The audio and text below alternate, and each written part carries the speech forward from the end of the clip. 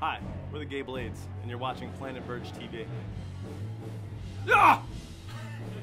Hey, it's Joelle. We are here at the Meat Locker with the Gay Blades. Yeah, the Gay Blades at the Meat Locker. This could actually be a gay dance party, and I only pray that the amount of debauchery and fun that happens tonight is, yeah, a GDP. This could turn GDP at any moment. For real, this is part of your basement tour. It is. This is the Savage Basement series, as it were. Day 3 of 7. So what is it like slumming it up? I guess to an extent there's a little bit of the slumming it up. If you want to do like some establishing shots, we have just cigarette butts and used condoms that litter the hall of this basement.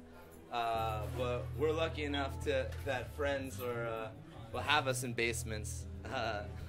We spent the last 2 years supporting bands and doing some of our own headlining stuff. And you know, when we first started, the Gay Blades like pretty much exclusively played basements because we couldn't get shows anywhere else. So.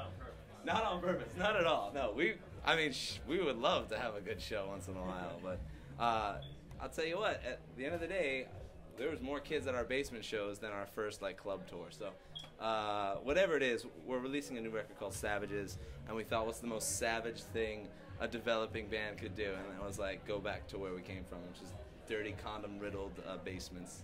What's the craziest place you guys crashed at, like fans' houses and stuff? We stayed at a place. We actually wound up staying in the van in North Carolina, Greenville. The house to the floor was dirt. Like it was like dirt. Yeah. And then just like wet mattresses. Phoenix? Yeah. It was just so gross that we just slept kind of outside on the ground and in the van. So it's sort of like camping. Kind of. It's like gross camping. Yeah. It's like camping, but venereal disease.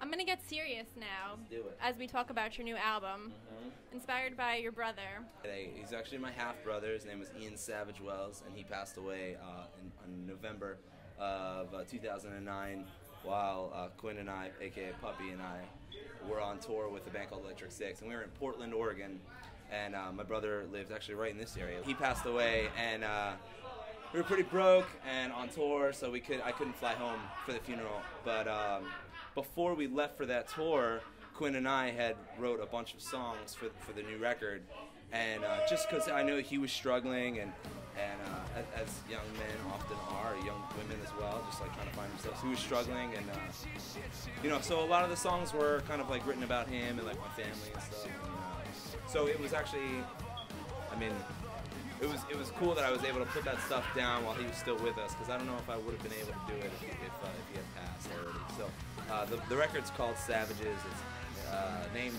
for my brother Ian Savage Wells. He was a cool kid, and he's a musician, so whatever. Speaking of cool kids, we have a third member of the Gay Blades right here. Yes. This is Mike. Hello, how are you? So, what is it like to be the latest member of the band? It's awesome. I mean, I've known these guys for a long time. I've toured with them with a previous band called Kiss Kiss, and love them to death. So it all seems to work out awesome. What made you want to add a third member?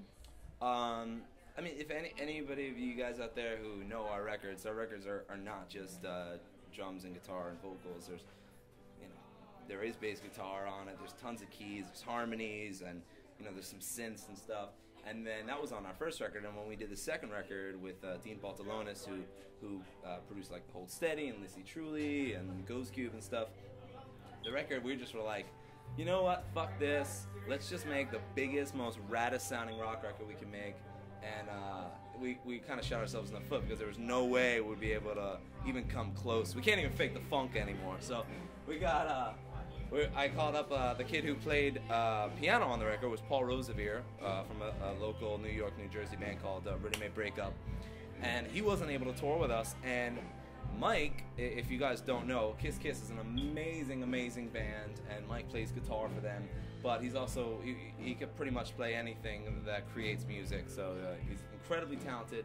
And I said, if there's anybody who can learn these songs in a week, which is when we were leaving for a tour, it's Mike. So I called Mike, and he was happy enough to oblige, and we had such a great time on the road.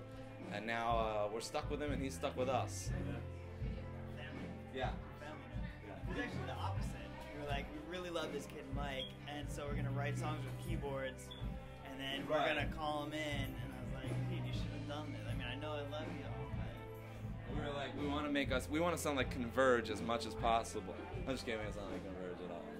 But we are happy to have him. And it is the Gay Blades are a 3-piece. Sorry, kids, if you were digging the 2s, dig on the 3. Well, me, I guess we should have all just stuck together. Take my own advice, try to get better. Cause whether it's the best or worst, it's all I can. Oh man, do it! Try to understand.